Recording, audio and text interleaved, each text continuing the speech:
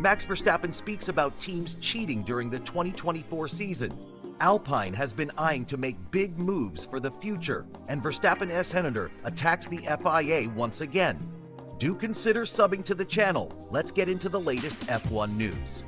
Max Verstappen has a few weeks to not be involved in Formula One at all, before preparations for a new season start with his trainer in January.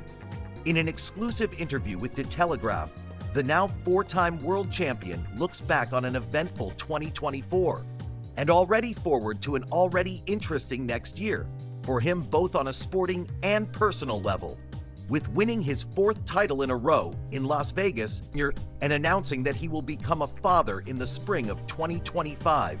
The last Formula One season ended with nothing but highlights for Max Verstappen. At the same time, he frequently struggled with his car on the track, and things were rumbling frequently within his team Red Bull Racing, especially earlier in the season. Verstappen rarely spoke out about those vicissitudes. It had no influence whatsoever on his own driving skills. "Once I'm in the car, I'm only concerned with the performance. Fortunately," he says. Yes, there was one clear moment that Verstappen publicly bit off when it came to the fierce battle at the Red Bull top. That happened in the second race weekend of the season in Jeddah, and stemmed from the fact that top advisor Helmut Marko had said that he might be suspended. Marko was suspected of having leaked sensitive information during the period when team boss Christian Horner was under fire and was clearly in opposition to Marko. Verstappen was crystal clear. Helmut out, then he out. "I think I clearly indicated what I thought of it," he says. Quite an understatement. "I also think it was important that I said that then, and I meant it too. It was not a bluff, and they know that within the team too.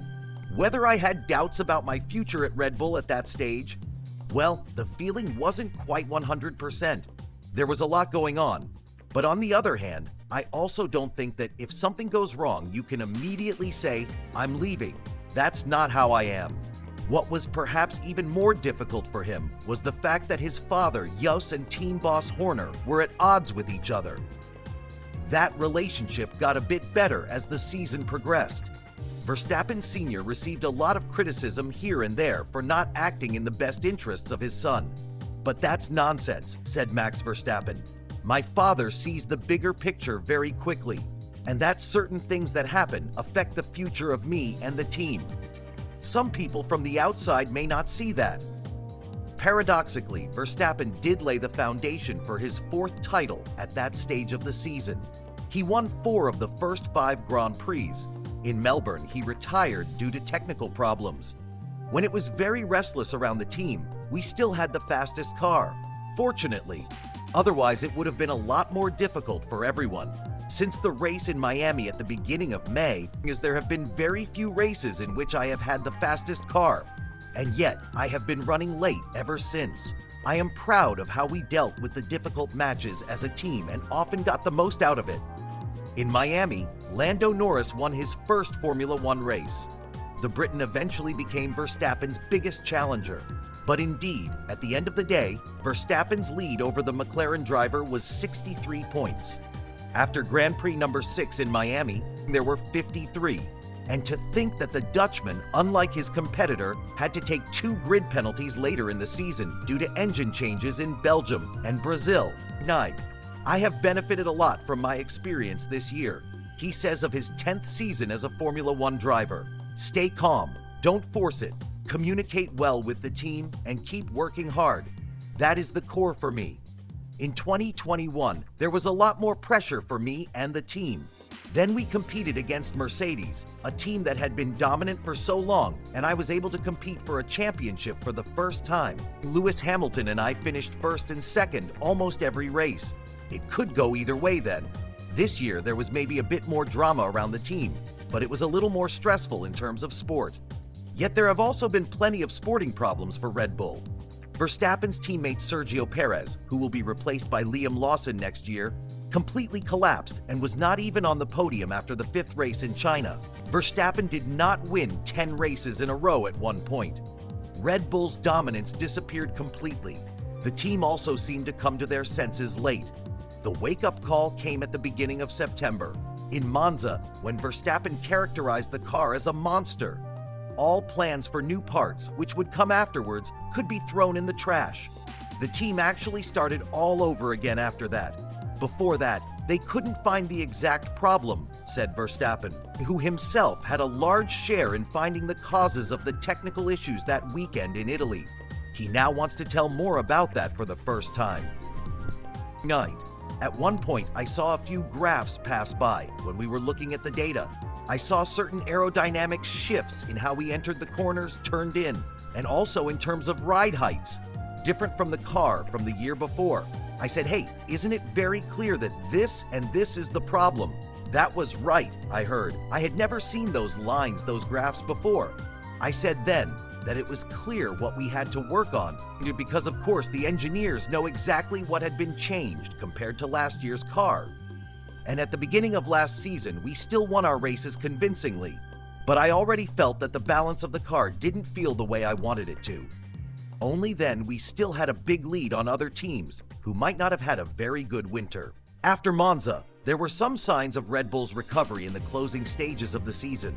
Although the RB20 remained a fickle car, Verstappen won 2 more races. First majestically in the rain in Brazil, started from 17th place, and then in Qatar. Apart from the fact that Red Bull dropped stitches, Verstappen, like a number of bright minds within his team, is firmly convinced that the competition broke the rules at some point. For example, within Red Bull, they were sure that competitor Mclaren, among others, was taking advantage of the rear wing, which later had to be adjusted, and there were stories about a trick with the tires. Things happened in the background, so we had no chance at all in certain races. I'm sure of that, but no one will ever admit that, Verstappen said. He says he never has to touch the RB20 again, just to indicate once again that his 4th championship car has not exactly been his favorite.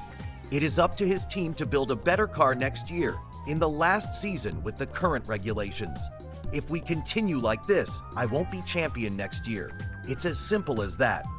We really have to take steps to be competitive next season. We all know that, says Verstappen.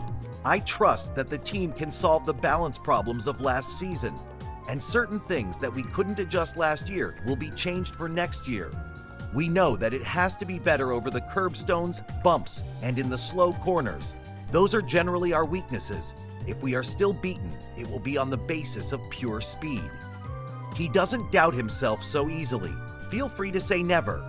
In any case, 2024 has proven that Verstappen can still become convincing champion even in not the best car. I always keep the pressure on. Also on myself. I try not to think about it too lightly. At one point, the car was barely controllable. There was no more to get out of it than this. Verstappen said after winning his 4th world title that he wants to be a source of inspiration, for example, for children in the Netherlands who also want to build a motorsport career. The question arises whether that is possible, and for example, whether karting, for example, is not increasingly becoming a discipline for, to put it disrespectfully, rich kids. Those who approach it professionally at some point can lose 250,000 euros on an annual basis. Karting has become very expensive. Verstappen also knows. That's why I'm trying to make racing through the sim world more attractive. That you also have the opportunity to grow through racing on a simulator. That's my passion. For example, we are now working on getting an English guy from my team, Redline, Eden, Chris Lulham, to move on to real motorsport. Verstappen thinks that it was also more difficult for talents of Dutch descent to profile themselves in the karting or motorsport world. As a Dutchman, you were not really taken seriously for a long time. If you look at the dominant countries in motorsport, we were not among them. That is now changing a bit. Look, Formula One is an English-oriented sport, and in terms of media and things like that, you are in the minority. But in terms of drivers, it is increasingly being observed that very good drivers can also come from the Netherlands, and not just from the standard racing countries. Lewis Hamilton is set to embark on a new chapter in his illustrious Formula One career, joining Ferrari ahead of the 2025 season. However, the transition promises to be anything but straightforward, especially when compared to the monumental success of Michael Schumacher during his time with the Scuderia. Ralf Schumacher, Michael's brother and a former F1 driver himself has voiced some critical opinions on Hamilton's ability to lead a team in the same way Michael did. Hamilton, who has claimed 6 of his 7 championships with Mercedes, is regarded as the most decorated driver in F1 history. He matched Schumacher's record of 7 world championships in 2020, followed by a historic milestone of over 100 race wins. Yet Ralph insists that Hamilton may struggle to replicate the same commanding presence at Ferrari. We can't forget the dominance Michael exhibited from 2000 to 2004, where he won 5 consecutive titles with Ferrari. His ability to collaborate closely with key figures like team principal John Todt and technical director Ross Brawn was crucial in developing the car to fit his driving style. This synergy is something Ralph gets to the heart of when he argues that Hamilton lacks the same capability. As Hamilton prepares for his transition to Ferrari, there's a feeling that the ghosts of his previous career chapter could linger, particularly following the controversial 2021 Abu Dhabi race. The timeline behind Hamilton's move to the prestigious Italian team is equally remarkable, showcasing how significant this next step could be for him. Ralf Schumacher further elaborates on his concerns about Hamilton's leadership. He points out Hamilton's perceived inability to effectively direct team and car development, suggesting that, unlike Michael, who would give clear guidance to his engineers, Hamilton has allowed others to take the reins. He cites comments from Mercedes boss Toto Wolff, who emphasized that drivers should focus on racing while engineers manage development, a contrasting approach to Schumacher's. Additionally, Hamilton faces an uphill battle at Ferrari, where he will be joining a team already led by rising star Charles Leclerc. Ralph believes this dynamic could complicate Hamilton's role, given that he's stepping into an environment where he will have to establish his presence amidst the existing hierarchy. One can't overlook the differences in their careers. While Michael arrived at Ferrari as the reigning world champion at a younger age, Hamilton will be making his switch with the weight of expectations that come with his illustrious career. Whether he can rise to the occasion remains to be seen. As fans await the next season and Hamilton's new journey, all eyes will be on how he adapts to this iconic team and whether he can forge his own legacy with Ferrari while facing such formidable comparisons. The road ahead is filled with challenges, and it will be fascinating to see how Hamilton navigates this new chapter. In a recent revelation, Michael Schumacher made headlines with his thoughts on Lewis Hamilton's status among Formula One's elite. While Schumacher recognizes Hamilton as an exceptional driver, he doesn't place him on the same pedestal as Max Verstappen, the 2024 title winner, highlighting the distinct difference between the two. Schumacher argues that both Hamilton and 4-time champion Sebastian Vettel need the perfect car to showcase their skills effectively. He commended Verstappen for his remarkable talent, indicating that he possesses the unique ability to elevate his performance even in less than ideal conditions. Schumacher's praise went on to emphasize Verstappen's achievements in what he described as tumultuous circumstances, like the early challenges with the Red Bull team this season. As the new season approaches, all eyes will be on Hamilton's anticipated debut with Ferrari. Scheduled for January 24 to 26, this 2-day wake-up test at the Fiorano circuit will bring Hamilton face-to-face with his new team dynamics. Ferrari has a tradition of private testing, and this will be a crucial moment for Hamilton to acclimate to his new environment ahead of the official pre-season run. Looking ahead, Ferrari's new car, dubbed Project 677, is set to launch on February 19th. Shortly after, a 3-day preseason test will take place in Bahrain, leading into the opening race of the season at the Australian Grand Prix on March 16th. This timeline is not just about the car, it's about how Hamilton will integrate with Ferrari's established roster, setting the stage for a new chapter in his illustrious career. Meanwhile, Hamilton's journey at Ferrari is already stirring discussions about the commercial motivations behind this high-profile acquisition. The intersection of business and sport in this case raises questions on whether the decision was largely driven by commercial appeal rather than purely sporting merit. In the world of F1, young and old talents alike continue to shape the grid. fans can already begin speculating on the oldest and youngest drivers for the upcoming 2025 season. As the new season gears up, stay tuned for exciting developments both on and off the track. There's no doubt that the world of F1 will be rife with stories, triumphs, and rivalries as these legendary drivers, particularly Hamilton and Verstappen, navigate their paths. Carlos Sainz has reached a pivotal moment in his career, having recently parted ways with Ferrari. This shift comes at an exciting time for Cadillac, which is gearing up to make its debut in Formula One in 2026. As they build their driver lineup, it's clear that not every driver will align perfectly with their ambitious goals. One intriguing candidate for Cadillac is Carlos Sainz Jr. Recently released from his Ferrari contract, Sainz brings a wealth of experience to the table.